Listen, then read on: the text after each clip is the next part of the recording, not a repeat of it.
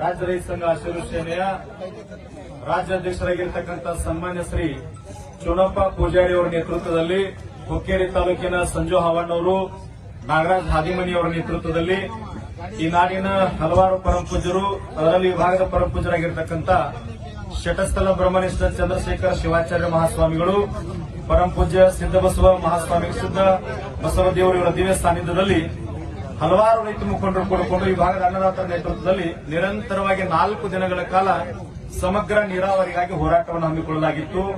4 ದಿನಗಳಲ್ಲಿ ಈ ಭಾಗದ ಕೆಲವು ರಾಜಕೀಯ ಮುಖಂಡರು ಸ್ಪಂದನೆಯನ್ನು ಮಾಡಿದರು. ಅದೇ ರೀತಿಯಾಗಿ ಇವತ್ತು ಸರ್ಕಾರ ನಮಗ ಗೌರವವನ್ನು ಕೊಟ್ಟು ಮುಖ್ಯ ಎಂಡಿ ಅವರನ್ನ ಕಳಿಸಿಕೊಟ್ಟು ಚರ್ಚೆಯನ್ನ ಮಾಡಿ ಅದರ ಸಮಸ್ಯೆ ಬಗೆಹರಿಸ್ತೀನಿ ಅಂತ ಅಧಿಕಾರಿಯನ್ನು ಕಳಿಸಿಕೊಟ್ಟಿದ್ರು.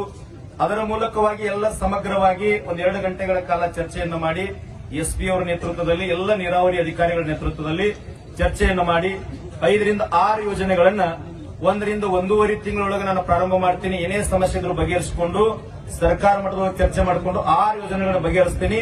ಮಲ್ಲಿಕಾರ್ಜುನ್ ಏತ್ ನೀರಾವರಿ ಇನ್ನು ಯಾವ ಗಂಭೀರ ಅದಾವ ಆ ಎಲ್ಲ ಗಂಭೀರ ಸಮಸ್ಯೆಗಳನ್ನ ನೀರಾವರಿ ಯೋಜನೆಗಳನ್ನ ಚರ್ಚೆ ಮಾಡ್ಲಿಕ್ಕೆ 10-15 ದಿನಗಳೊಳಗ ನೀರಾವರಿ ಸಚಿವರಾಗಿರ್ತಕ್ಕಂಥ ಸನ್ಮಾನ್ಯ ಶ್ರೀ ಡಿ.ಕೆ. ಶಿವಕುಮಾರ್ ಅವರ ಜೊತೆಯಲ್ಲಿ ಈ ಭಾಗದ ಶಾಸಕರು, ಸಚಿವರ ಆದಿಯಾಗಿ ಎಲ್ಲರ ನೇತೃತ್ವದಲ್ಲಿ, ಪರಮಪೂಜ್ಯರ ನೇತೃತ್ವದಲ್ಲಿ, ಅಧ್ಯಕ್ಷರ ನೇತೃತ್ವದಲ್ಲಿ ಒಂದು ನಿಯೋಗವನ್ನು ಕರ್ಕೊಂಡು ಬರೀ ಭೇಟಿ ಮಾಡಿಸ್ತೀನಿ. ಅದನ್ನೂ ಕೂಡ ಸರ್ಕಾರ ಮಟ್ಟದಲ್ಲಿ ಗಂಭೀರವಾಗಿ ಚರ್ಚೆ ಮಾಡ್ತೀನಿ ಅಂತ ಹೇಳಿದ್ರು.